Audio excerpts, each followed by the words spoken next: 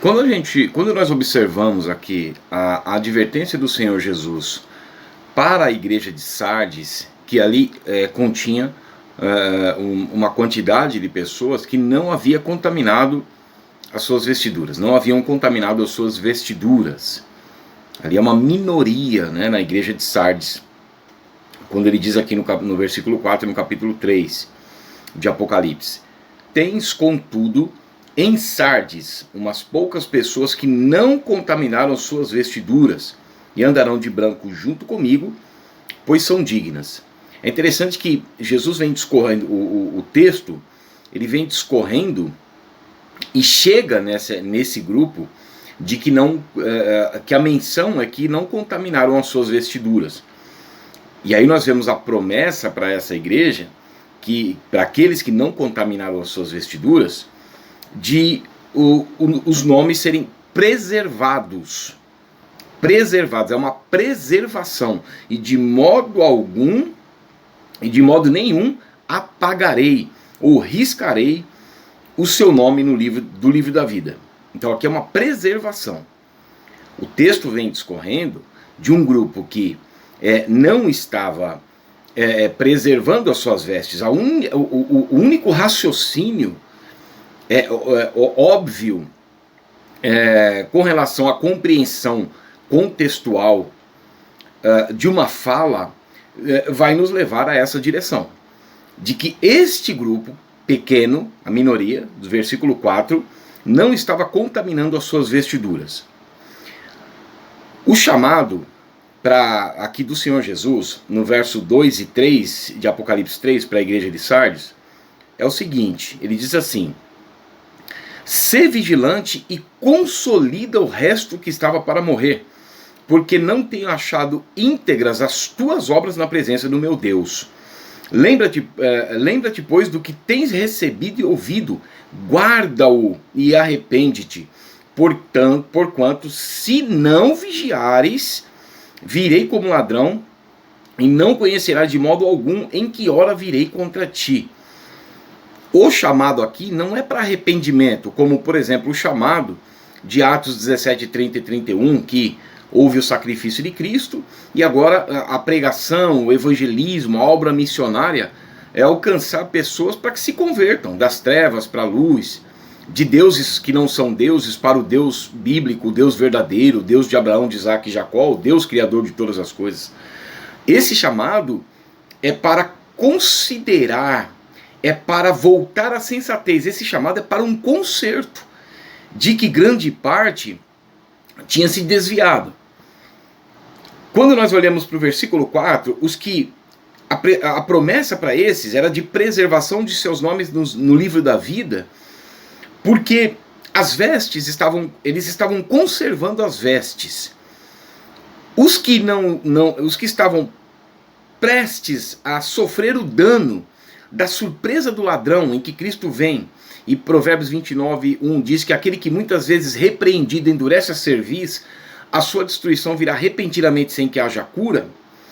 Jesus menciona que as obras deles não estão íntegras na presença de Deus.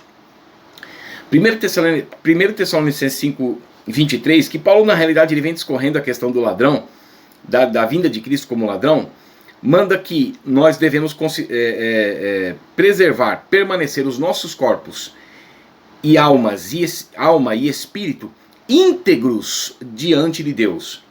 Os nossos corpos, considerando, né, a vontade de Deus e nos submetendo à vontade de Deus,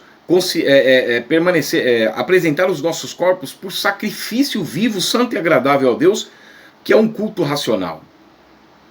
Tanto as obras mencionadas aqui, Jesus diz: não tenho achado íntegras as tuas obras na presença do meu Deus, não são obras humanas, bem como manter as vestes brancas, purificadas, não são obras humanas, mas sim andar nas obras que Deus de antemão preparou para que andássemos nelas, pós-regeneração, pós-recebimento da graça, pós-entrada na eleição e na vocação celestial que estão em Cristo em direção à salvação e herdar a vida eterna.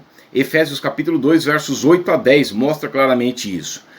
Apocalipse capítulo 19, versos 7 e 8 mostra que os atos de justiça dos santos, ou seja, a prática da palavra de Deus, em que 1 Pedro 1,22, 1 João 3,3, 2 Timóteo 2,21, 2 Coríntios 7,1, mostra que a prática da palavra de Deus tecem as nossas vestes espirituais e as mantém purificadas, ou seja, nós vamos nos manter na caminhada, na vocação celestial, que é a carreira cristã.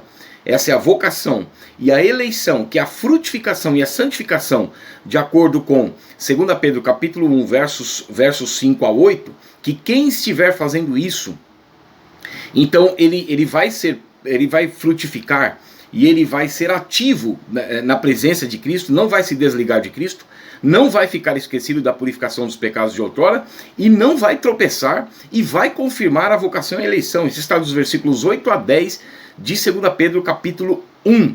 Então o que nós vemos aqui, quando Jesus diz assim, ele diz assim no versículo 2 do capítulo 3, "Sê vigilante e consolida o resto que estava para morrer." O apóstolo Pedro faz essa menção no capítulo 4, versos 1 e 2 da primeira carta.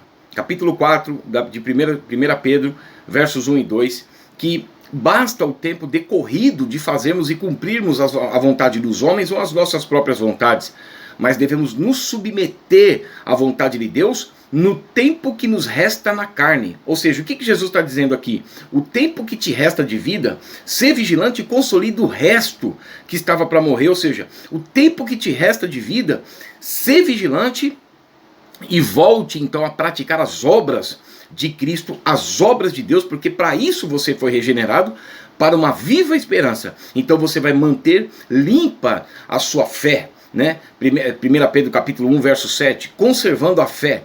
1 Pedro capítulo 1, verso 9, alcançando o objetivo final da fé, que é a salvação da alma. 1 Pedro capítulo 1, verso 5, para a salvação que há de ser revelada no último tempo. Então nós somos guardados por Deus mediante a fé, e essa fé tem que ser mantida incorruptível. Por isso que 1 Pedro 1, 2 mostra que nós fomos regenerados para uma viva esperança, né? Então nós somos regenerados para isso.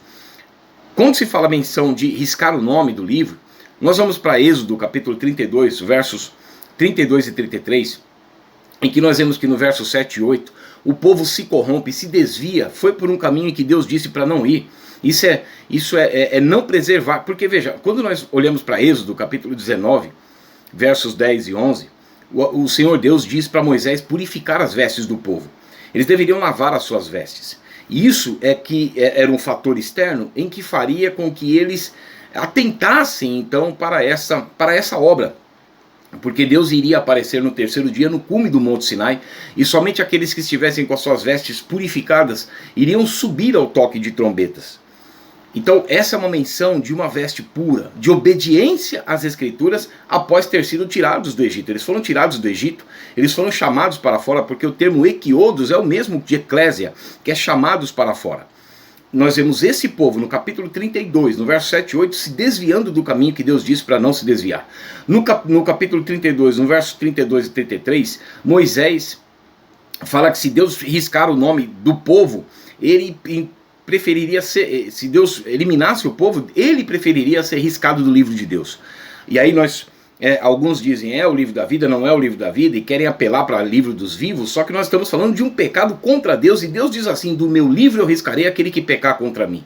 Nós vemos essa menção aqui em Apocalipse capítulo 3, versos 4 e 5, dos que preservaram suas vestes purificadas, e portanto, para eles a recompensa era a de preservação de seus nomes no livro da vida.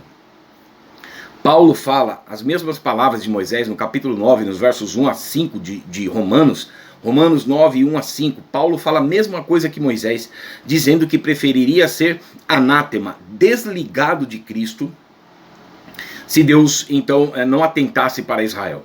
Então nós vemos que a palavra que Moisés disse não foi apenas ser riscado do livro dos vivos, da terra, mas ele fala de anátema, de maldição, de ser desligados de Cristo.